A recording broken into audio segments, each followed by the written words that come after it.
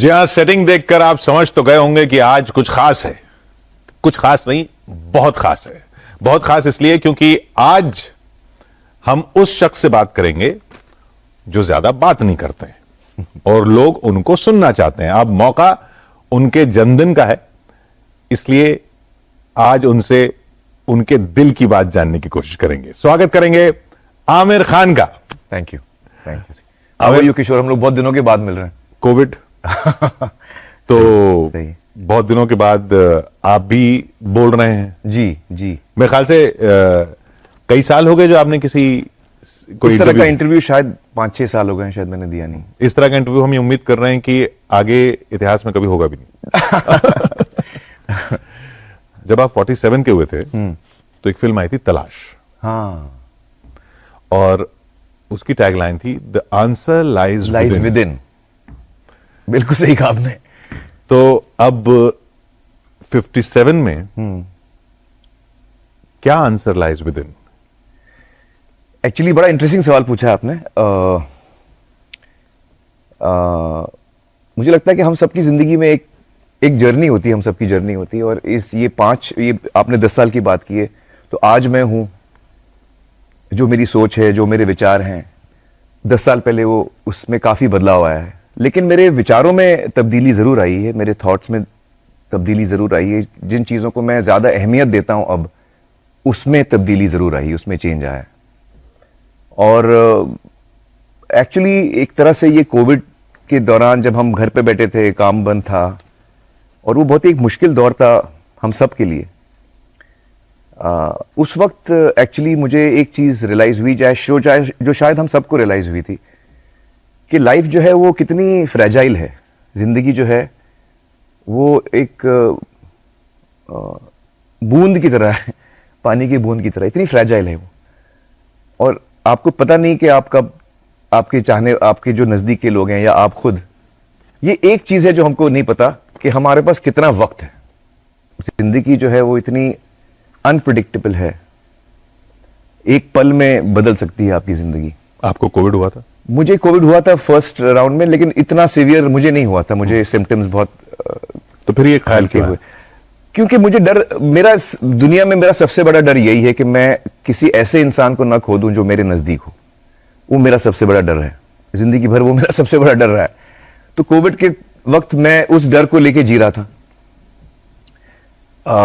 मेरे परिवार के लोग, मेरे अजीज, मेरे जो दोस्त हैं, तो उससे मेरी थिंकिंग एक्चुअली शुरू हुई किशोर जी। और मुझे लगा कि शायद मैंने अपनी जिंदगी, जो 57 का मैं हूं, 56 का था मैं जब ये सोच रहा था, तो मुझे लगा कि ये 56 इयर्स जो है मैंने शायद एक चीज बहुत बड़ी खोई है इसमें। बहुत बड़ी एक चीज खोई है इसमें, जिसका मुझे एहसास होने लगा, जिसका मुझे अंदाजा हुआ।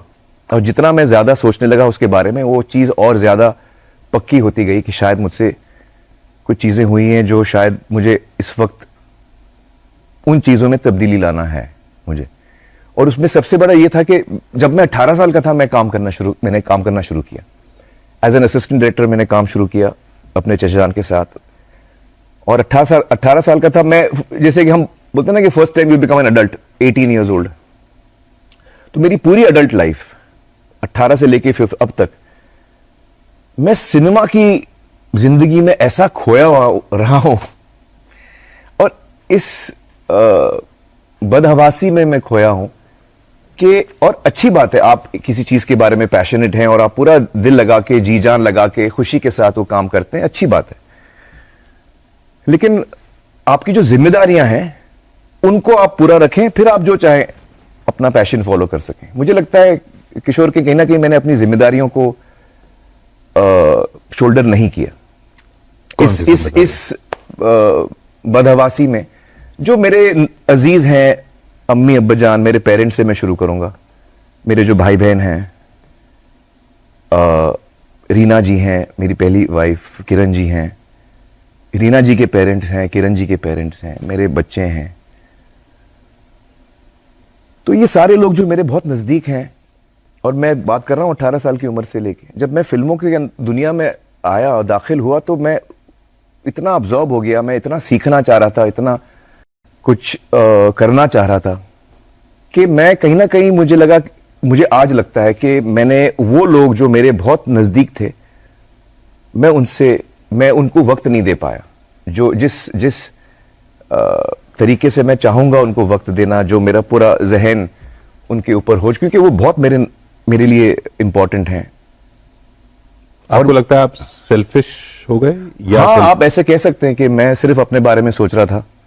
देखिए, कोई अगर बोले कि मैं अपना करियर शुरू कर रहा हूं और मेरा बहुत दिन रात काम करता हूं, तो हर आदमी को करनी पड़ती। आप 2-4 साल पूरी 24 घंटे लगा देते हैं अपना करियर स्टार्ट करने में, आपका फाउंडेशन बिल्ड कर रहे हैं। चलिए 5 साल तक आपने फैमिली पे ध्यान नहीं दिया क्योंकि आप बहुत मसरूफ थे, बहुत बिजी थे। 30 साल तक तो करेंगे तो फिर ज्यादा हो गया वो। 30-35 साल हो गए आपने मुझे। जब 18 साल की उम्र में ये जर्नी शुरू की थी। मैं आपको एक एग्जांपल देता हूं 2-3। देखिए, मैं बहुत मोहब्बती इंसान हूं, मैं बहुत लविंग इंसान हूं। लेकिन जब मैं सिनेमा की दुनिया में आया तो मेरे सामने एक बहुत बड़ा लक्ष्य था जो मेरी ऑडियंस थी, कि मुझे अपने ऑडियंस का दिल जीतना है। और उस ऑडियंस के साथ मैंने रिश्ता कायम करने की कोशिश की, और उस रिश्ते को मैंने बहुत दिया, अपना वक्त, अपने जज्बात। मैं आपको बहुत कॉन्फिडेंटली ये कह सकता हूं कि मैं अपनी ऑडियंस के साथ हंसा हूं, मैं अपनी ऑडियंस के साथ रोया हूं। जब मेरी ऑडियंस को किसी चीज में मैंने उनका हाथ थामा है, कभी हमने इंकरेजमेंट दिया है, कभी मैंने उनको उम्मीद दी है अपने काम के जरिए।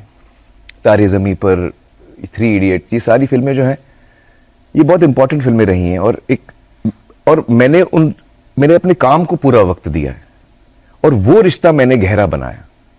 और अब जब मैं सोचता हूं तो मुझे लगता है कि शायद उस वक्त ये बात मुझे उस वक्त क्यों नहीं रियलाइज हुई।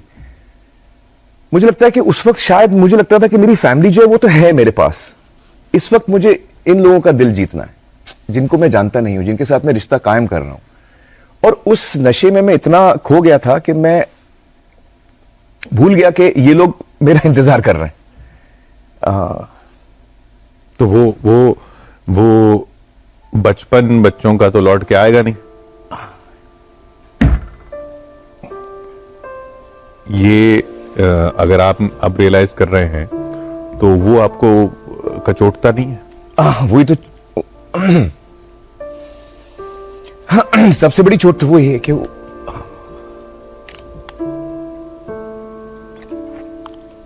क्या है कि ये सेलिब्रिटी होने का दंश है? नहीं, ऐसी बात नहीं। इसका दोष मैं किसी अपने प्रोफेशन को नहीं देना चाहूंगा। मुझे लगता है कि जैसे मेरे बच्चे हैं, आयरा है, जुनैद है, आज़ाद है। आज़ाद अभी 10 साल का है, जुनैद 27 का है, आयरा 23 की है। लेकिन जब आयरा छोटी थी, 2 साल की, 3 साल की, 4 साल की, 5 साल की, मैं था नहीं वहां पे किशोर जी, मैं फिल्मों में मसरूफ था। जाहिर है मैं अपने बच्चों को बहुत चाहता हूं, लेकिन जब उसको शायद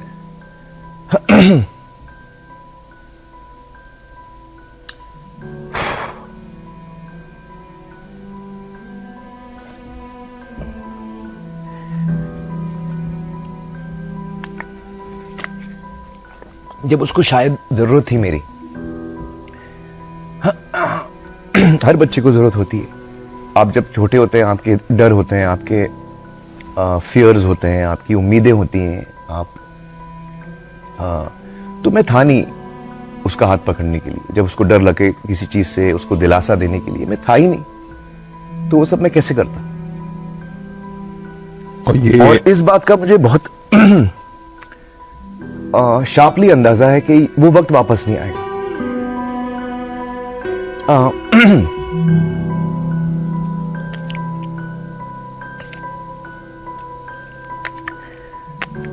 तो जब मुझे वो एहसास हुआ उस बात का, तो मैंने बहुत सोचा, मैं बहुत अकेले बैठ के मैंने बहुत सोचा, और मुझे रियलाइज हुआ कि मुझे इस वक्त इसके बारे में बहुत गहराई में सोचना है।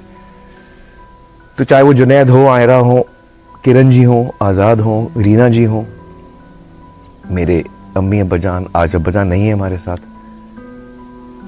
मेरे कजिन्स, मेरे भाई बहन, फैसल, एक तरह से मैं एक खो गया था, तो मैं था ही नहीं। और मेरे परिवार इतना अच्छा है कि उन्होंने कभी मुझे ये एहसास नहीं दिलाया कि भाई हम हैं, हम भी हैं, हम वेट कर रहे हैं। तो ऐसा नहीं, मैं मिलता भी था लेकिन मेरा ध्यान नहीं था, मेरा ध्यान अपने काम पे था। तो आज मुझे लगता है कि जो मैंने प्यार और मोहब्बत, वक्त, ध्यान, वो जो सारा मैंने अपनी फिल्मों को दिया, अपने ऑडियंस को दिया, उसमें से कुछ मुझे अपनी फैमिली को भी देना चाहिए था, बल्कि ज्यादा मुझे अपनी फैमिली को देना चाहिए। इसका मतलब ये नहीं कि मैं काम ठीक नहीं करूंगा, ऐसी बात नहीं है। कुछ लोग हैं जो अपनी लाइफ को बड़ी बैलेंस तरीके से चलाते हैं, शायद मुझसे वो नहीं हुआ और उस बात का मुझे एहसास हुआ। और मैं खुश हूं कि मुझे 56 पे एहसास हुआ। और मैं बैठ के मतलब सर पकड़ के बैठ गया था मैं, मतलब बहुत मुश्किल वक्त था मेरे लिए। जब आपको रियलाइज होता है कि आप एक चीज आपसे छूट चुकी है, और जैसे अभी जुनैद का बचपन दोबारा नहीं आएगा, आयरा का दोबारा नहीं आएगा, ये सारा वक्त जो निकल चुका है वो दोबारा नहीं आता है। तो आप उस वक्त आपको बहुत बुरा लगता है कि आपने जो किया है वो आप उसको रेक्टिफाई या उसको आप वापस जाके ठीक नहीं कर सकते। अब आप वही कर सकते हैं जो आपके सामने है। अब जो वक्त है आपके सामने, वो उसका आप इस्तेमाल कैसे करेंगे। तो मैंने बहुत बड़े बड़े डिसीजंस लिए अपने लाइफ में इस दौरान। मुझे लगता है कि मुझ में ये बहुत बड़ा बदलाव आया है कि मैं अब अपने पर्सनल रिलेशनशिप्स में बहुत ज्यादा अहमियत देता हूं, और अपने बच्चों के साथ वक्त बिताना, रीना जी के साथ वक्त बिताना, रीना जी के पेरेंट्स के साथ वक्त बिताना, मैंने उनके साथ वक्त बिताना शुरू किया है, किरण जी के पेरेंट्स के साथ, अम्मी के साथ। ये इस वक्त मैं ज्यादातर यही कर रहा हूं। और एक तरह से जो कनेक्शंस कमजोर हो गए थे, मैं उनको दोबारा रिवाइव कर रहा हूं। एक पड़ाव ऐसा है जन्मदिन का, और एक सक्सेसफुल, दुनिया की नजरों में तो सक्सेसफुल है ही आप कह रहे हैं कि नहीं, मुझे लगता है मैं फेलियर हूं। मुझे लगता है मैं फेलियर हूं। इस पड़ाव पे तो अमूमन ये देखा जाता है कि हमने क्या पाया। आप ये देख रहे हैं कि हमने क्या खोया। जो मैंने खोया है वो बहुत बड़ी चीज, और मैं ये भी मानता हूं कि वो पूरी तरह से नहीं खोया गया है, क्योंकि अब भी वक्त है, अब भी वो रिश्ते मेरे सामने हैं। तो मैं उस दिशा में निकल चुका हूं जहां मैं अपने रिश्तों को ज्यादा अहमियत दे रहा हूं, ना कि अपने काम को। काम से मेरा उतना ही लगाव है, ऐसी बात नहीं है। लेकिन अब मैं सोचता हूं कि भाई मैं अपने दिन में 24 घंटे होते हैं, आप 8 घंटे सोते हैं, हम कोशिश करते हैं कि हम 8 घंटे सोएं, फिर काम भी होता है। अब 8 घंटे आप काम करेंगे तो फिर बाकी चीजें भी आपके दिन की तो आप कितना वक्त किस चीज को दे रहे हैं, अब उस पे मैं बहुत सोचता हूं कि भाई ये मेरा वक्त जो है, मैं कितना वक्त किसको दे रहा हूं, किस चीज को दे रहा हूं। इस पे मैं माइंडलेसली नहीं करता हूं ये चीज, मैं सोच के करता हूं कि भाई नहीं, मुझे इस वक्त ये करना है। तो मैं अब मतलब थोड़ा इंप्रूवमेंट आया मुझ में, ये कह सकता हूं। भगवान अगर आपसे कहे कि ठीक है, आपको लौटा देंगे, आपके बच्चों का बचपन लौटा देंगे, आपको वो वक्त लौटा देंगे, उसके बदले में आप क्या दोगे जो आपने पाया अभी तक? उसके बदले में क्या दे दोगे वापस?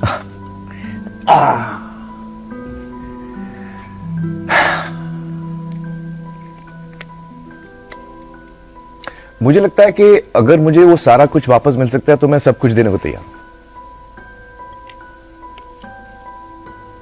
फिर आमिर खान नहीं होगा, वो आमिर खान नहीं होगा जो नहीं, वही होगा या शायद दूसरा होगा। लेकिन जो सवाल पूछा उसका मैंने जवाब दे दिया कि मैं आप सब कुछ देने को तैयार हैं। अगर मुझे वो मेरे बच्चों का बचपन या वो वक्त जो मैं दोबारा अगर आप दे सके मुझे, या भगवान दे सके मुझे।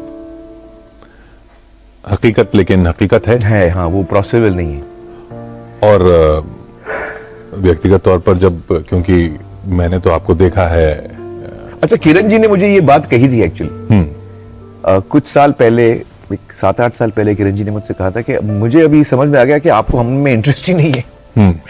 तो मैंने कहा आप ऐसे क्यों कह रही हैं? तो उन्होंने कहा कि आप एक्चुअली अपनी दुनिया में रहते हैं, आपको काम के, तो हम आपके सामने बैठे बात भी करते हैं तो आपका ध्यान एक्चुअली आपके काम में है, और वो आपको ऐसा खींचता है कि आप अपने आप को रोक नहीं पाते। अब आप बैठे मेरे साथ हैं लेकिन आपका ध्यान अगर काम पे है तो फिर क्या किया जाए? माइंड को कंट्रोल करना मुश्किल होता है। तो उन्होंने कहा कि एक्चुअली आप अलग किस्म के इंसान हैं। तो उन्होंने बड़े स्वीटली कहा, उन्होंने कहा कि एक्चुअली मैं ये भी नहीं चाहती हूं कि आप बदलें, क्योंकि अगर आप बदल जाएंगे तो फिर आप वो इंसान नहीं रहेंगे जिसके साथ मुझे प्यार हुआ था। और मुझे आपके ब्रेन से प्यार है, आपकी पर्सनैलिटी से प्यार है, आप जिस तरह सोचते हैं वो सारी चीजें मुझे अच्छी लगती हैं। तो शायद मैं नहीं चाहूंगी कि आप बदलेंगे, आप थोड़े बाद ऐसे ही हैं, वो ही अच्छे हैं, क्योंकि हमें पता है कि आपके मन में कितना प्यार है हमारे लिए। बट वो चीज आज मैं जब सोचता हूं, 7 साल पहले किरण ने बोली थी, तो उस चीज का मुझे ज्यादा शार्पली एहसास होता है। और मैं लिहाजा पिछले मैं कहूंगा 6-8 महीने से मुझ में बहुत बड़ी चेंजेस आए हैं। जिस तरह मैं अपना वक्त गुजारता हूं, कितना समय मैं किस चीज को मैं नरिश करता हूं, किस चीज को मैं ज्यादा ध्यान या वक्त देता हूं, उस पर मैं बहुत केयरफुली डिसाइड करता हूं। क्योंकि मुझे तो वाकई हैरानी हुई जब जुलाई में आपने स्टेटमेंट जारी किया, किरण जी और मेरा। हाँ, और अब आप कह रहे हैं कि 7 साल पहले बात हुई थी, कहीं वहीं से तो ट्रिगर नहीं था या तब से तो कुछ एक्चुअली किशोर जी, मैं आपको बताऊं, किरण जी और मैं एक दूसरे को बहुत चाहते हैं और हमारे दिल में एक दूसरे के लिए बहुत प्यार, इज्जत और मोहब्बत है। पर ये समझ में नहीं आता ना, लोगों को समझ में नहीं आता। मैं मान रहा हूं ये बात बहुत मुश्किल है समझना, क्योंकि आमतौर पर हम ये देखते नहीं है, तो हमको लगता है कि ये क्या हो रहा है, ये कहते तो है। एक्चुअली किरण जी और मैं, हमने ये बात काफी वक्त से की है और हमको ये धीरे धीरे समझ में आया कि हम एक दूसरे को बहुत चाहते हैं और हम एक दूसरे को एक्चुअली फैमिली, सही मानों में फैमिली मानते हैं। किरण जी, उनके पेरेंट्स, उनके भाई, उनके बहन, दोनों बहनें, मेरा परिवार, we actually Kiran and I are family, हम हैं परिवार। तो फिर स्टेटमेंट की क्या जरूरत थी? तो क्योंकि हमें लगा कि जो एक रिश्ता होता है हस्बैंड वाइफ का, शायद हम उसमें एक तब्दीली आई, उसमें एक चेंज आया है और उस इंस्टीट्यूशन जो है, जो शादी का इंस्टीट्यूशन है, उसकी इज्जत करना चाहते हैं। तो उसके कुछ रूल्स और दायरे हैं, उसमें हम रहना चाहते हैं। और अगर हमें लगता है कि हमारे रिश्ते में एक तब्दीली आई है और हमें उससे कोई इतराज नहीं है, हमें लगता है कि हमें एक दूसरे के दिल में बहुत प्यार और इज्जत है एक दूसरे के लिए, और हम हाथ पकड़ के आगे चलने वाले हैं। हम साथ में काम कर रहे हैं, हम साथ में पानी फाउंडेशन कर रहे हैं, हम साथ में बहुत नजदीक रहते हैं, वो ऊपर रहती है, मैं नीचे रहता हूं। तो हम एक परिवार के जैसे ही रहते हैं और हम परिवार हैं, बट हम अब हस्बैंड एंड वाइफ नहीं रहे। और उस बात की समझ हम दोनों को है और इस बात को हम इज्जत करते हैं और शादी के इस इंस्टीट्यूशन को हम इज्जत करना चाहते हैं। तो इसीलिए हमने ये कदम उठाया और इससे हमें किरण जी बहुत ही एक ऐसी इंसान है जो बहुत रेयर, और मेरी ये खुशनसीबी समझ लीजिए कि जैसे मेरा पहला रिश्ता हुआ रीना जी के साथ, एक तरह से मैं बहुत यंग था, रीना जी भी बहुत यंग थी, हम लोग साथ में, हम लोग ने अपनी जिंदगी, बचपन एक तरह से हम लोग बड़े हुए हैं और बहुत कुछ हमने शेयर किया है। और हम दोनों के, हम अलग हुए, हमारा रिश्ता बदला, उसमें तब्दीली आई, लेकिन आज भी हम साथ में ही हैं। ये कैसे होता है? क्योंकि वो इंसान बहुत अच्छी हैं और वो, उनको लगता है कि मैं इंसान बहुत अच्छा हूं। हम किरण जी, रीना जी, मैं और सत्या जो हमारे दोस्त हैं, सत्य मिजय थे जिन्होंने डायरेक्ट किया, हम 4 जो हैं, हम पानी फाउंडेशन में साथ में काम करते हैं। तो रीना जी और मैं भी साथ में काम कर रहे हैं पानी फाउंडेशन में, किरण जी और मैं। तो आपने क्या सवाल पूछा था? मैं थोड़ा कि ये लोगों को समझ में नहीं आता। हाँ, नहीं, मुश्किल है समझना, क्योंकि आमतौर पे जब शादी टूटती है तो लोग झगड़ा करते हैं, या तो ऐसा नहीं हुआ ना रीना जी और मेरे बीच में, ना किरण जी और मेरे बीच में। और हम दोनों के परिवार, रीना जी का परिवार, हमारा परिवार, वो उतना ही नजदीक है। मेरी छोटी बहन फरद जो है, उनकी शादी हुई है रीना के छोटे भाई राजीव से। तो हमारे परिवार अभी भी बहुत नजदीक हैं और बहुत जुड़े हुए हैं। ये वाले रिश्ते में ऐसा नहीं होता कि रिश्ता तभी टूटता है क्योंकि कोई दूसरा रिश्ता बनता है? कभी कभी ऐसा भी हो सकता है, ऐसी बात नहीं है, लेकिन इन दोनों सिचुएशंस में ऐसा नहीं हुआ। और तो फिर जरूरत क्या थी? हमारे रिश्ते में एक तब्दीली आई है जो हम उसको एड्रेस करना चाहते हैं, इसलिए हमने वो किया। इसलिए नहीं कि कोई दूसरा रिश्ता हो गया? नहीं, जब रीना जी और मैं अलग हुए थे तो उस वक्त मेरी जिंदगी में कोई नहीं था और कोई नहीं था। किरण जी, ऐसे लोगों को लगता है कि किरण जी और मैं पहले मिले थे, वो ऐसा नहीं है। किरण जी और मेरी मुलाकात हुई थी लगान, हम लोग इतने जानते नहीं थे वो टाइम पे, 300 लोग थे उसमें से एक किरण जी थी। और हमारी दोस्ती तो उसके बहुत बाद हुई, तो ना उस वक्त ऐसा हुआ है ना इस वक्त ऐसा हुआ है। किरण जी और मेरे जो हमारे इस बात को हम लोग कई सालों से हम लोग इस बात को डिस्कस भी कर रहे हैं, और हम सबसे ज़्यादा अहमियत इसमें देते हैं अपने बच्चों को, चाहे वो जुनैद आयरा हो चाहे वो आज़ाद हो। हम ऐसे कदम ना उठाएं जिससे उनको तकलीफ हो, या जिससे उनका अपने सर्कमस्टेंसेस सच्चाई को मद्देनजर रखते हुए हम उनका पूरा ख्याल रखें। ये हमारी कोशिश हमेशा रही है। तो अब उनके अगले कदम, जुनैद के अगले कदम, आयरा के जुनैद, हाँ जुनैद फिल्मों में आ रहे हैं वो, और मैंने अपने बच्चों को हमेशा कहा है कि आपको जो सीखना है मैं आपको सपोर्ट करूंगा। तो एक दिन जुनैद मेरे पास आए, उन्होंने कहा मुझे थिएटर सीखना है। तो मैंने कहा फिल्म में इंटरेस्ट नहीं है। बोला हाँ इंटरेस्ट है, लेकिन मेरा थिएटर में ज्यादा इंटरेस्ट है, तो मैं वो सीखना चाह रहा हूँ। तो वो LA गए थिएटर स्कूल में, और वहाँ थिएटर 2 साल सीखा। फिर 1 साल उन्होंने वहाँ कंपनी में काम किया, प्लेस किए। फिर वो बम्बई आए, बम्बई में यहाँ पे उन्होंने बहुत सारे प्लेस किए, 5-6 प्लेस किए। और जहाँ जहाँ स्क्रीन टेस्ट होता था, कास्टिंग, कोई फिल्म बन रही है उसकी कास्टिंग हो रही है, मीरा नायर बना रही थी सूटेबल बॉय, तो जुनैद गए उसकी स्क्रीन टेस्ट देने के लिए, नहीं चुने गए। वो ना जा, कभी बोलते भी नहीं थे कि भाई मैं आमिर खान का बेटा हूं। वो ना उनका नेचर है ना मेरा नेचर है, हम वो सब नहीं करते। तो वो उन्होंने अपना जर्नी एक बनाया है, उन्होंने थिएटर सीखा, उन्होंने प्लेस किए, उन्होंने 15-20 जगह वो रिजेक्ट हुए। तो आखिर से मतलब एज एन एक्टर वो 15-20 जगह रिजेक्ट हो चुके हैं, जहां जहां उन्होंने ट्राई किया रोल के लिए उनको नहीं मिला। तो सिलेक्ट अल्टीमेटली उनको यशराज की एक फिल्म मिली। वो इत्तेफाक ऐसा हुआ कि उनका एक स्क्रीन टेस्ट आदि ने देख लिया था। तो आदि को वो उनका स्क्रीन टेस्ट बहुत पसंद आया, और आदि ने फिर एक स्क्रिप्ट उनको ऑफर की। उनके बिना ये जाने कि वो जुनैद है? नहीं, उनको पता था कि जुनैद में, आदि और मैं तो दोस्त हैं। तो उन्होंने जब स्क्रीन टेस्ट देखा जुनैद का, वो उनकी फिल्म के लिए नहीं था, पर उनको अच्छा बहुत लगा। उनको लगा ये एक्टर मुझे पसंद आया, मुझे इसके साथ काम करना है। वो मुझे नहीं पता था, वो उनके माइंड में थी बात। तो एक दिन उनका फोन आया कि भाई मेरे पास एक स्क्रिप्ट है जो मुझे लगता है जुनैद के लिए सही है। तो मैंने कहा वो आप जुनैद को सुनाइए, क्योंकि वो अपने डिसीजन सारे खुद लेता है। तो जुनैद ने स्क्रिप्ट सुनी, फिर जुनैद ने स्क्रीन टेस्ट दिया बाकायदा उस रोल के लिए, और फिर वो चुना गया। तो उन्होंने अपनी जर्नी खुद बनाई है, जो मुझे खुशी होती है कि उसने अपने जर्नी की शुरुआत अपने कदम। तो आमिर खान प्रोडक्शंस की लॉन्चिंग नहीं वो ना हमने, अगर मुझे लगता है कि उसको काम उसने अच्छा सीखा है और भी सीखेगा। ज़हीन है, बहुत हार्डवर्किंग है, very sincere. So he has अब उसकी जर्नी क्या होती है वो हमको नहीं पता, लेकिन कोई ऐसी कहानी आएगी जिसमें अगर मुझे लगे कि जुनैद का अच्छा रहेगा तो मैं प्रोड्यूस जरूर करूंगा, क्योंकि मुझे लगता है वो अच्छा एक्टर। और आयरा जो है वो एक्चुअली वो जिस दौर से सोशल स्पेस में ज्यादा उनको इंटरेस्ट है। तो उन्होंने एक कंपनी शुरू की है, non profit company, mental health को लेकर। तो उस टॉपिक से वो बहुत जुड़ी हुई हैं और उसमें वो काम करना चाहती हैं। वो चाहती हैं कि जो एक मानसिक तौर पे वो हिंदुस्तान में बहुत सारे लोग पीड़ित हैं, उन उस क्षेत्र में अगर वो मदद कर पाए लोगों की, वो उनका इंटरेस्ट उसमें है। तो मैं भी उनके साथ उस काम में जुड़ा हूं। उनकी कंपनी का नाम है उस सेक्टर में। तो आपने सत्यमेव जयते के दौरान भी जी इंटरेस्ट लिया? सत्यमेव में हम लोग ने भी उसमें साथ में काम किया था असर में। तो 3 सीजन किए थे, 24 एपिसोड किए थे।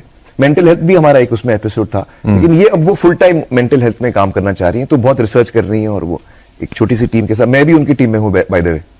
अच्छा। मैं भी हूँ, फुल टाइम मैं उनके साथ नहीं हूँ, लेकिन मैं पार्ट टाइम उनके साथ काम करता हूँ। और 3 महीने तो मैं लगातार 3 महीने ऑफिस गया, उनके ऑफिस गया मैं। ये कुछ 6 महीने पहले की बात कर रहा हूँ मैं, 4-6 महीने की। तो so I am also working with her and spending time working with her. She is much better, she is doing well. हाँ, क्योंकि वो जो उन्होंने पब्लिक में बताया, हाँ जी, उनके काफी चैलेंजेस रहे हैं अपने जिंदगी में आयरा के, और I am very happy to see she is fighting it very strongly, और एक हिम्मत दिखा रही है वो। और वो उनमें एक बहुत बड़ा इंप्रूवमेंट भी आया है, जो मुझे इस बात से खुशी है। इस सब के लिए आप मुझे अच्छा ये लगता है कि उनकी इतनी प्रॉब्लम्स हैं, वो स्ट्रगल कर रही थी। इसमें मैं ज्यादा नहीं बोलूंगा, क्योंकि इसके बारे में सिर्फ उनको बोलने का हक है। लेकिन अच्छा मुझे ये लगा कि उनकी तकलीफें हैं, लेकिन वो फिर भी दूसरों की तकलीफें सॉल्व करने के लिए कदम उठा रही हैं, जो मुझे बहुत अच्छा लगा। नहीं तो आपने जो शुरुआत में बात की, तो आप क्या अपने आप को जिम्मेदार मानते हैं इन सब हालात के लिए? देखिए, मैं आपको ये कहूंगा कि कोई भी बच्चा जो है या कोई भी इंसान जो है, एक तो हम जो जिस चीजों से हम पैदा होते हैं, हमको अपने माँ बाप से कुछ चीजें मिलती हैं, हमारे क्या कहते हैं डीएनए में कुछ चीजें, एक जीन्स में हमको मिलती हैं, और तो उसका कुछ असर होता है हम पर। लेकिन सिर्फ वो असर नहीं होता, उसके साथ साथ हमारा जो इर्द गिर्द जो एटमोस्फेयर है, जो लोग हैं जिनके साथ हम बड़े होते हैं, जो हमारे दोस्त हैं, माँ बाप सबसे इंपॉर्टेंट है उसमें, फिर हमारे दोस्त, हमारे टीचर्स, वो जो माहौल है हमारे इर्द गिर्द, उसका भी असर होता है। तो मैं जो कुछ भी हूं वो उस माहौल का प्रोडक्ट हूं, और अपना जो जीन्स या डीएनए लेके मैं पैदा हूं उसका असर है मुझ पे। तो इन दोनों का असर होता है। तो यकीनन मेरा जो एब्सेंस है अपनी फैमिली के साथ, मैं ये नहीं कहूंगा कि मैं बिल्कुल नहीं था।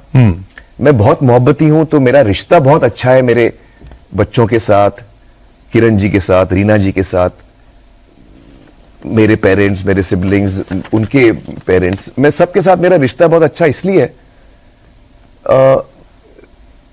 क्योंकि वक्त मेरे पास कम था, लेकिन मैं मोहब्बती इंसान हूं, तो मैं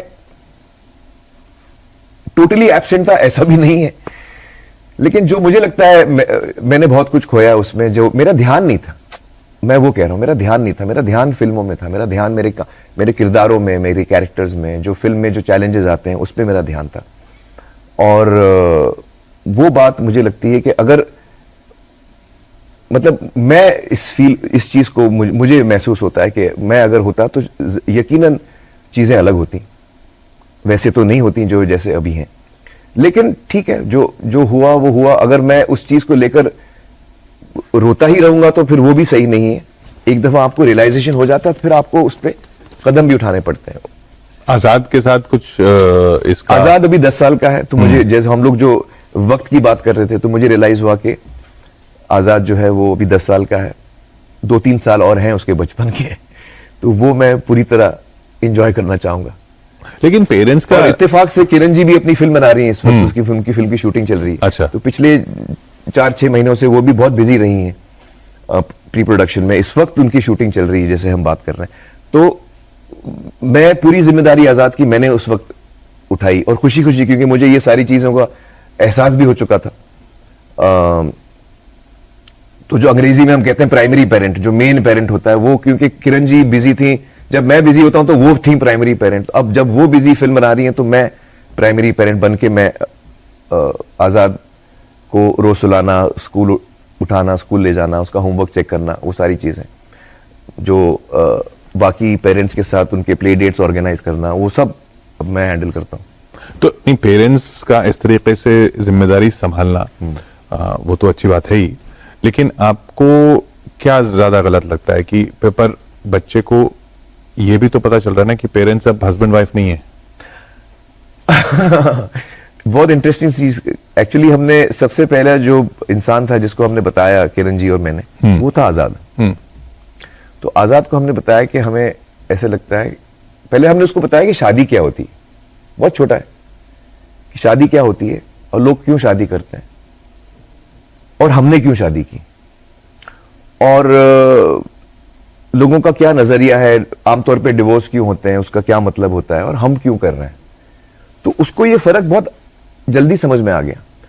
और सबसे बड़ी बात मैं आपको बताऊं कि बच्चे जो होते हैं ना, उनके दिल में वो समझ जाते हैं कि माँ बाप के बीच में कुछ टेंशन है या नहीं है। आप भले उनके सामने बात करें या ना करें, वो समझ जाएंगे कि कुछ गड़बड़ है। और हम उसको बोल रहे हैं कि भाई हम अब उस चीज पे जाने वाले जिसका नाम है डिवोर्स, आजाद, और उसको चिंता नहीं हो रही है, क्योंकि उसको हमसे फील नहीं हो रहा है कि हम अलग हो रहे हैं। उसको वाकई दिल में फील नहीं हो रहा है। तो उसने बोला तो प्रॉब्लम क्या है, उसने हमसे पूछा। तो हमने कहा नहीं, लोग डिस्टर्ब होंगे, वो शायद उनको लगेगा, तो ये सब तो कुछ चेंज नहीं हो रहा है, हम ऐसे ही रहेंगे। हमने कहा हाँ, हम ऐसे ही रहेंगे। एक्चुअली मैं आपको बताऊं, किरण जी और हमने, क्योंकि हम लोगों ने पहले इसके बारे में बातचीत की थी, तो हमने जब एक फ्लैट है किरण जी का ऊपर है, मैं नीचे हूं, तो हमने सोचा था कि हम लोग रेंटेड जगह पे रह रहे थे पहले, बिल्डिंग का रिपेयर चल रहा था। तो हमने ये डिसाइड किया जब हम वापस जाएंगे अपने पुराने घर में, तो घर तो एक तरह से एक ही है, वो ऊपर है मैं नीचे हूं, तो हम लोग अलग अलग बेडरूम्स बना के, ताकि एक आजाद को एक फीलिंग आ जाए कि ये पूरा जो है एक ही घर है। मैं कभी इस मम्मी के बेडरूम में हूं, कभी पापा ऊपर आ जाते हैं, मम्मी नीचे आ जाती हैं। तो वो 1.5 साल 2 साल तक वो एक उसने एक्सपीरियंस किया, क्योंकि हम इससे ज्यादा अलग नहीं होने वाले, सिर्फ ऊपर नीचे होने वाले। तो उसको हमने पहले वो एक्सपीरियंस करा दिया कि भाई ये जिंदगी है हमारी, और उसको फील भी नहीं हुआ क्योंकि हम साथ में ही रहते थे हमेशा। तो फिर जब उसको हमने बताया तो उसने बोला तो इसमें चेंज क्या होगा? उसने बोला कुछ इसमें चेंज नहीं होगा, जैसे 2 साल से हम रह रहे हैं वैसे ही होगा। तो उसने बोला तो फिर इसमें प्रॉब्लम क्या है? तो हमने बोला प्रॉब्लम ऐसे नहीं है, ये है कि शायद लोग आपसे बात करेंगे, लोगों को फिक्र होगी। तो actually I would like to say touch wood के आजाद हैज, क्योंकि उसको पता है कि हम कितना एक दूसरे को प्यार करते हैं और एक दूसरे की हमारे दिल में कितनी इज्जत है, बच्चे को फौरन समझ में आता है, उसको आप बेवकूफ नहीं बना सकते। तो वो रिलैक्स्ड है और उसकी हमें चिंता थी जिसको हम अहमियत दे रहे थे, और I am very happy that he is understanding exactly what it is. क्या इसी वजह से आपने पिछले अपने बर्थडे पे सोशल मीडिया छोड़ दिया? नहीं, इसलिए नहीं। एक्चुअली जब मुझे बहुत सारी चीजें एक साथ एहसास हो रही थी और मुझे लगा कि ये ऑडियंस है, इनके लिए नहीं, असली परिवार तो ये सोशल मीडिया पर। नहीं, ऐसी बात नहीं, ऐसी बात नहीं। मेरी ऑडियंस आप देखिए 30 साल से तो मैं अपने ऑडियंस के साथ ही हूं, तो वो भी मेरा एक परिवार का हिस्सा ही है। आप बिल्कुल सही कह रहे हैं। लेकिन मुझे एक तो लगा कि मैं एक्चुअली सोशल मीडिया टाइप का इंसान नहीं हूं। आपको शायद पता नहीं है कि मैं सोशल मीडिया पे शुरुआत मेरी कैसे हुई। मैं अमित जी के साथ डिनर कर रहा था, हम लोग शायद लंदन में थे या शिकागो में थे। अमिताभ बच्चन। हाँ, अमिताभ बच्चन। तो अमित जी ने वो ट्विटर पे आए थे नए नए, और ये बहुत सालों की बात कर रहा हूं मैं, काफी वक्त हो गया इसको। तो उन्होंने कहा कि भाई तुम ट्विटर पे नहीं हो? तो मैंने कहा नहीं, मैं नहीं हूं ट्विटर पे। तो उन्होंने फौरन डिनर से ट्वीट किया कि भाई मैं आमिर के साथ डिनर कर रहा हूं और वो कह रहा है कि वो ट्विटर पे नहीं है। तो सब लोगों ने उनको जवाब दिया कि भाई उनको बताइए कि वो ट्विटर पे आए। तो बच्चन साहब ने मुझे कहा कि भाई सब रिक्वेस्ट आ रही है, आप भी ट्विटर पे आइए। अब मैं बच्चन साहब को कभी लाइफ में ना नहीं बोल सकता हूं। तो मैंने कहा सर मैं फौरन ट्विटर पे आता हूं। तो फिर मेरा शुरू हुआ ट्विटर, फेसबुक, और फिर बाद में इंस्टाग्राम भी हुआ। फिर मुझे लगा कि एक्चुअली मैं हूं नहीं, और जो मुझे रियलाइजेशन हुई कि ये मैं जो वक्त देना चाह रहा हूं, जो जहन अपने उन रिश्तों को देना चाह रहा हूं जिनको मैं कई सालों से मैंने उनको अहमियत नहीं दी है, जिस किस्म की अहमियत देनी चाहिए थी मैंने नहीं दी है। जब उसका एहसास हुआ तो उस वक्त मुझे लगा कि ये भी मैं सोशल मीडिया पे वैसे भी मैं एक्टिव नहीं हूं, अगर मैं हट जाऊंगा तो मुझे थोड़ा और वक्त मिलेगा अपने ट्रोल होने से नहीं डरते आप? नहीं, ट्रोल अब वो तो पार्ट ऑफ लाइफ है उसको। मतलब ये तो नहीं कि भाई ट्रोल हो रहे थे इसलिए सोशल नहीं, मीडिया वो तो अभी होता हूं। उसमें कोई चेंज नहीं है। आई एम श्योर, मतलब मैं देखता नहीं हूं लेकिन आई एम श्योर मैं अभी ट्रोल होता हूं उसमें। वो आपको अफेक्ट नहीं करता? हाँ, करता है, ऐसी बात नहीं, मैं भी इंसान हूं। कभी कभी लोग ऐसी बातें बोलते हैं जिसका बहुत दुख होता है सुन के, लेकिन अब क्या करें। क्या करें। वो बातें आपके परिवार तक जाती होंगी? हाँ, वो भी समझते हैं मेरे परिवार वाले, और क्योंकि मेरे परिवार वालों को मेरी सच्चाई सब पता है, क्योंकि मैं उनके साथ रहता हूं, तो वो भी इफेक्ट नहीं होते। उनको पता है कि बहुत सारी चीजें आती हैं जो सच नहीं है, लेकिन हम क्या किया जाए, क्या किया जाए। सोशल मीडिया से बात कर रहे हैं तो सोशल मीडिया पे इस मैं टॉपिक से हट रहा हूं थोड़ा, फिल्मों पे आता हूं आपका दूसरा परिवार। जो अब उस पे ये सवाल चल रहा है साहब, ये सोशल मीडिया पे तो है नहीं, लेकिन ये फिल्म अपनी बार बार डिले करते रहते हैं। और हाँ, एक्चुअली किशोर जी आप हंसेंगे, ये फिल्म एक्चुअली 14 साल से डिले हो रही है। लाल सिंह चड्ढा? हाँ, 4 साल से नहीं हो रही है। 4 साल से तो अभी हो रही है जब से हमने शूटिंग शुरू की, और कोविड की वजह से हम अटक गए थे, हमको रुकना पड़ा, जैसे सब और लोगों को रुकना पड़ा। लेकिन एक्चुअली ये फिल्म की शुरुआत मैं इसको 14 साल से पीछे पड़ा हूं। और जब फर्स्ट टाइम ये इसका अडेप्टेशन अतुल कुलकर्णी ने मुझे सुनाया, और मतलब जब हमने ये इस जर्नी की शुरुआत हुई, वो उसको 14 साल हो गए, बल्कि जुलाई में 14 साल पूरे होंगे।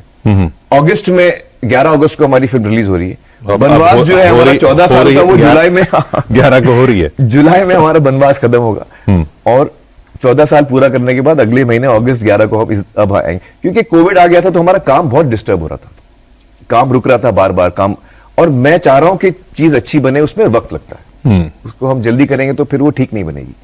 लेकिन अब मुझे काफी वक्त मिल गया है, और अगर कोई ऐसे कोई एक्ट ऑफ गॉड नहीं आ जाए कि फौरन अभी दोबारा कोविड का कोई अटैक आ गया, खुदा ना खास्ता, या भगवान ना करे ऐसा हो, तो अगर ऐसा कुछ ना हो तो हम 11 अगस्त तक आ सकते हैं। अब हम ठीक ठाक, नहीं, मतलब जो अब हमारे पास जो आजकल जो ट्रोल किया जा रहा है ना वो इस पे कि वो साहब केजीएफ थी उसकी वजह से डर गए। अरे अब उधर से- केजीएफ हाँ। चीज ही है डरने की भाई, इसमें मुझे कोई डाउट नहीं है।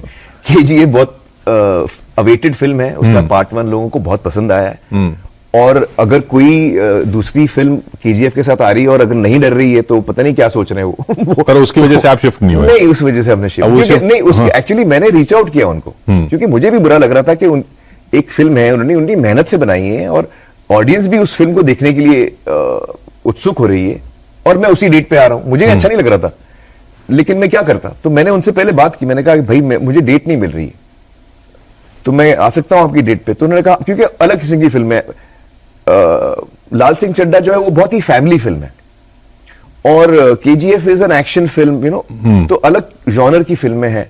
एक्चुअली 11 अगस्त को भी मैंने रिक्वेस्ट की है भूषण जी से और उनके डायरेक्टर से, मैंने रिक्वेस्ट की कि भाई मुझे और कोई डेट नहीं मिल रही है, मैं अब 14 अप्रैल नहीं आ पाऊंगा, काम कंप्लीट नहीं होगा, तो क्या मैं 11 अगस्त को आ सकता हूं? तो they were kind enough to give me the day. उनको भी थोड़ा वक्त लग रहा था, तो 2 फिल्में आ रही थी, रक्षाबंधन और भूषण जी की फिल्म, जिसमें प्रभास है hero. It's a very big film. तो वो उनको भी वक्त लग रहा था, तो उन्होंने कहा आप आ जाइए, हम हट जाते हैं। तो अब उस वक्त 2 फिल्में थी, अब भी 2 फिल्में हैं, instead of you know Prabhas film, अब वो मेरी फिल्म आ रही है। तो ये फिल्में आपकी एक तो इतने समय बाद आती हैं, हाँ हाँ, और मतलब डिमांड इतनी है, सप्लाई इतनी कम है, और इंटरव्यूज भी आपके इतने समय बाद आते हैं। तो एक पर्सनल सवाल पूछता हूँ, हाँ। कि भाई फिर क्यों बात कर रहे हैं आप न्यूज 18 इंडिया से? इसका जवाब शायद आपको ऑलरेडी पता है। क्या है, मैं अब लोगों को बताता हूं कि किशोर जी और हमारी दोस्ती काफी सालों से है। हम लोग ने असर प्रोग्राम साथ में किया था, और पिछले कई सालों से किशोर जी मुझे रिक्वेस्ट कर रहे हैं कोई इवेंट के लिए आने के लिए, आपके चैनल के लिए, और मैं इत्तेफाक से कुछ ना कुछ हो रहा है जो मैं नहीं आ पा रहा हूं। अगले में तो आ रहे हैं आप। हम मैं जरूर आऊंगा। 3-4 दफा मैं आपको ना बोल चुका हूं। तो जब आपका ये रिक्वेस्ट आया तो मैंने कहा अब सिर्फ सिंपल इंटरव्यू में कैसे ना बोलूं, तो सवाल ही नहीं उठता। मतलब आपको मैं ना बोल ही नहीं सकता था, तो मैं इसलिए मैंने फौरन हाँ कहा। तो आप मतलब सिंपल मान रहे हैं इस इंटरव्यू को? हाँ। थोड़ा टफ किया जाए ऐसे? करिए, टफ करिए। नहीं, ये जो फिल्मों में आपका कैरेक्टर के लिए आप ट्रांसफॉर्मेशन करते हैं, हाँ हाँ, फिजिकल ट्रांसफॉर्मेशन होता है, कैरेक्टर के लिए होता है, वो आपको क्या पर्सनली इफेक्ट करता है? ये एक्चुअली ये सवाल आपने जो पूछा, मैं इसके साथ में मुझे इसका जवाब नहीं पता, क्योंकि जब मैं लॉजिकली सोचता हूं तो मुझे लगता है कि नहीं, इसका असर नहीं होना चाहिए। मैं वो कैरेक्टर थोड़ी बन जाता हूं, मैं तो आमिर ही हूं और मैं वो किरदार, क्योंकि बाकी लोग एक्टिंग करते हैं, लेकिन आप तो अपना पूरा शरीर ही बदल देते हैं। हाँ, लेकिन क्या मुझे ओवर टाइम मुझे 2-3 चीजें रियलाइज हुई जो मुझे बहुत ऑड लगी। जैसे मुझे याद है मैं गजनी कर रहा था, और गजनी के वक्त मैंने वो लुक थी, मेरी बाल छोटे थे, और उससे पहले तक जहां पर भी मैं जाऊं पब्लिकली लोग मेरी तरफ आते हैं, और मेरा नेचर और पर्सनालिटी भी ऐसा है कि मैं स्माइल करता हूं लोगों को, मैं कनेक्ट करता हूं। तो आमतौर पे जहां पे भी मैं जाता था मुझे एनर्जी मेरी तरफ आते हुए फील होती थी, लोग मेरी तरफ बढ़ते थे मिलने के लिए, फोटो के लिए, कुछ भी बात करने के लिए। तो लेकिन गजनी के दौरान जब भी मैं कहीं पे भी चलता था लोग मुझसे दूर हटते थे। मैं था वही इंसान, मैं उतना ही स्माइल कर रहा हूं, मुझ में कोई चेंज नहीं आया, लेकिन कुछ एनर्जी थी मेरे में जो मुझे खुद नहीं पता क्या थी। क्योंकि उस पूरे दौरान में मैंने अपने टीम को भी बोला कि यार मेरे से सब भागते हैं यार, उनको डर लगता है मुझसे, पता नहीं क्यों। सिर्फ हेयर कट की वजह से नहीं हो सकता वो। तो मैं कुछ एनर्जी आ रही जिससे उनको लग रहा है कि ये आदमी हमको मार तो नहीं देगा, मतलब पता नहीं उनको कुछ फील हो रहा है, तो कुछ तो हो, I don't know what it is. मैंने जैसे हम लोग अभी, जैसे मैं अभी लाल सिंह चड्ढा कर रहा हूं, इसलिए मैंने ये सवाल पूछा। हाँ, अभी लाल सिंह चड्ढा जो है वो बहुत इनोसेंट कैरेक्टर है, बहुत ज्यादा इनोसेंट कैरेक्टर, और इमोशनल, बहुत इमोशनल कैरेक्टर है, और उसी दौर में मैं आपको देख रहा हूं, और उसी दौर में मैं इस तरह इफेक्ट भी हो रहा हूं। तो मैं सोच रहा हूं कि ये क्या हो रहा है, इसलिए मैं बोल रहा हूं कि शायद होता होगा, मुझे नहीं पता, मुझे नहीं पता। चलिए तो थोड़ा सा माहौल बदलते हैं, हाँ। ताकि स्टैंडर्ड वाले कुछ सवाल जवाब हो जाए, कुछ रैपिड फायर वाले। हाँ, चलिए, क्वेश्चन नंबर 1, आप इस वक्त क्या पढ़ रहे हैं? इस वक्त तो मैं, क्योंकि आजकल मैं कई महीनों से मैं आजाद, रात को हम लोग साथ में किताब पढ़ते हैं, ही लाइक्स, मैं पढ़ता हूं उनके लिए। तो आजकल वो हैरी पॉटर की किताब है जो मैं रोज रात को पढ़ता हूं उनके लिए, वो मैं पढ़ रहा हूं आजकल। जादू चला जीवन में। हाँ जीवन में जादू है। हाँ सही कह रहे हैं आप, सही कह रहे हैं। अच्छा क्या है, जब बच्चों को आप कहानी सुनाते ना तो आजाद इतना एक्साइटेड हो जाता है, वो देखने के वो चीज है।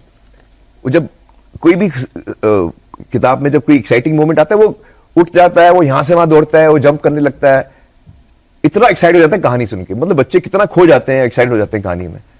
सो it's so wonderful to see that, इतना अच्छा लगता है मुझे। आपको बचपन में कहानी सुनाते थे? बचपन में मुझे कहानियां सुनने का इतना शौक था। कौन सुनाता था? माई ग्रैंड मदर, अम्मी, फूफी जान हम उनको कहते थे। शी वाज एक्चुअली नानी जान कहते थे, but she was actually my mother's फूफी।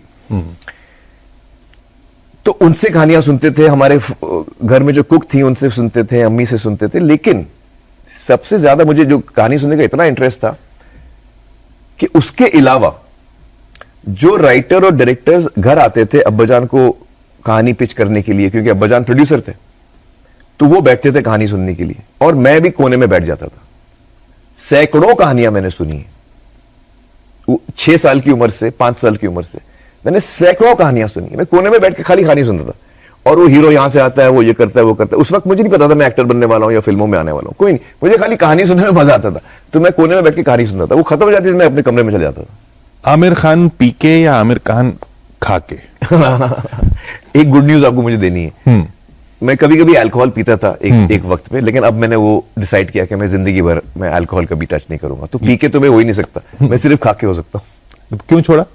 बस मैं यही दौरान में मुझे लगा कि नहीं, अल्कोहल एक ऐसी चीज है जिसमें जब मैं, क्योंकि मैं, कुछ लोग होते हैं जो 2 पैग लेके खुश हो जाते हैं, मैं रोज नहीं पीता हूं, लेकिन जब मैं पीता हूं तो मैं फिर पूरी बोतल पी लेता हूं। ज्यादा है, हाँ। आपका एक्सप्रेशन से मुझे समझ में आया। तो वो ठीक नहीं है। और जब आप बहुत ज्यादा नशे में होते हैं तो फिर उस वक्त आप कुछ चीजें भी करते हैं कभी कभी जो आपको लगता है कि यार ये ऐसे कैसे कर लिया मैंने, ऐसे कैसे बोल दिया, कर दिया क्या आपने कुछ? नहीं, ऐसा कुछ बड़ा कांड नहीं हुआ है। लेकिन मुझे तो, आप अपने कंट्रोल में नहीं रहते ना, तो वो अच्छी बात नहीं है। जो चीज आपको अपने कंट्रोल में नहीं रखे, आपको उससे दूर रहना चाहिए। हर चीज आपके कंट्रोल में रहनी चाहिए। तो मुझे लगता नहीं कि मैं अल्कोहल को कंट्रोल कर पाऊंगा, तो बेटर है कि मैं उसको छोड़ दूं। तो वो मैंने फैसला किया। तो पी के अब नहीं हो सकता, मैं सिर्फ खा के हो सकता हूं। किसी इंसान में आप, क्योंकि आप लाल सिंह चड्ढा कर रहे हैं, IQ प्रेफर करेंगे या EQ, किसको ज्यादा अहमियत देंगे? मैं EQ ज्यादा अहमियत देता हूं। EQ मतलब इमोशनल को, मतलब हाँ। आदमी का जो आदमी जज्बात को समझता है, जो दूसरों के जज्बात की इज्जत करता है। हाँ, मैं कोशिश करता हूं कि मैं दूसरे इंसान का जो पॉइंट ऑफ व्यू है वो मैं समझूं, और कभी कभी जब आप दूसरे इंसान का पॉइंट ऑफ व्यू सुनते हैं और आपको फिर भी आप अग्री नहीं करते ना, एक्चुअली जैनिज्म में ये एक टेनेंट है कि एक तो नॉन वायलेंस, दूसरा उतना ही इस्तेमाल करो जितना आपको जरूरत है, और तीसरा कि जब आपके सामने एक ऐसा इंसान हो जो आपसे एकदम अग्री नहीं कर रहा है या आप उससे अग्री नहीं कर रहे हैं, तो आप इतना ध्यान रखिए कि अपने माइंड में एक विंडो ओपन रखिए कि शायद वो सही है और आप गलत हैं। और कम से कम इतना तो आपको समझना चाहिए कि जैसे आपके विचार हैं वैसे उसके भी हैं, और चाहे वो अलग हैं उसको भी उतना ही अधिकार है अपने विचारों को सामने रखने का जितना आपको है। तो ये जैनिज्म के ये 3 पिलर्स हैं, मैं मानता हूं, जो actually I try to follow my life with that. Non violence, use as less as you can, don't waste, and सब लोगों का पॉइंट ऑफ व्यू आप अंडरस्टैंड करो, और कम से कम आप इतना तो समझ लो कि उसको राइट है वो अलग फील करने का, पूरी उसको आजादी है। आपने जैनिज्म की बात की, तो आप स्पिरिचुअल नहीं हैं या हर रिलीजन को की फिलॉसफी समझते हैं, कोशिश करते हैं? मैंने थोड़ा बहुत रिलीजन्स को समझने की कोशिश की। हिंदुस्तान एक्चुअली देश ही है रिलीजन्स का, हम सब तो हम बातचीत में ही इतना कुछ सीख लेते हैं। बचपन से बड़े बड़े होते होते हैं महाभारत भी सुन लेते हैं, रामायण भी सुन लेते हैं, और तो एक रिलीजन हमारे अंदर है ही, आप उससे निकल नहीं सकते अगर आप हिंदुस्तानी हैं तो। हिंदुस्तान में तो नाम में ही रिलीजन ब्रांडेड है। हाँ, तो आई फील, आपका एक्चुअली सवाल क्या था कि आप स्पिरिचुअल हैं या पता नहीं, ऐसे कोई एक्टिवली मैंने कोई स्पिरिचुअल चीज नहीं की है, लेकिन मुझे लगता है मैं अपनी अपने अपने तरीके से मैं भी स्पिरिचुअल हूं। हाँ, इसी से जुड़ा हुआ है कि आप बिना जजमेंट किए किसी की बात सुन सकते हैं। अब सुन सकता हूं, एक वक्त था जब मैं नहीं सुन सकता था। आप जजमेंटल थे? बहुत जजमेंटल था। तो मैं अब उस स्टेज में हूं कि मैं थोड़ा स्पिरिचुअल हो गया हूं, मैं जजमेंटल अब कम हो गया हूं, पहले मैं बहुत था। बेस्ट अभी तक का बर्थडे गिफ्ट क्या है आपका? ओ एक्चुअली मेरा बेस्ट बर्थडे गिफ्ट मुझे लगता है 2 दिन पहले मुझे मिला। क्योंकि 2 दिन पहले किरण जी 1 महीना भोपाल में शूटिंग कर रही थी और वो लौटी थी, 2-3 दिन पहले लौटी। तो हम लोग रात को बैठे हुए थे और मैंने उनको ऐसे ही पूछा कि यार किरण, आप मुझे इतनी अच्छी तरह जानते हो, आपसे बेहतर कोई मुझे जानता नहीं है, तो आप मुझे ऐसी चीजें बताओ मेरे बारे में जो क्योंकि मैं इस दौर से गुजर रहा हूं, जो मैं अपने आप को बेहतर बनाने की कोशिश कर रहा हूं, अपनी कमजोरियों को टटोलने की कोशिश कर रहा हूं, इंप्रूव करने की कोशिश कर रहा हूं।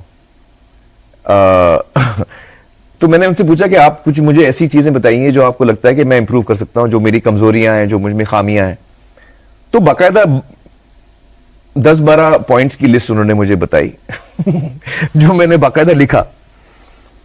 तो मुझे लगता है वो मेरा बेस्ट लाइफ का बेस्ट बर्थडे गिफ्ट है। क्योंकि जो पॉइंट्स उन्होंने मुझे बताए वो इतने सही थे, जब मैं उनकी बात सुना मैं हाँ यार कितनी सही बोल रही है किरण, मैं ऐसे ही, मुझे ये है कमियां मुझ में।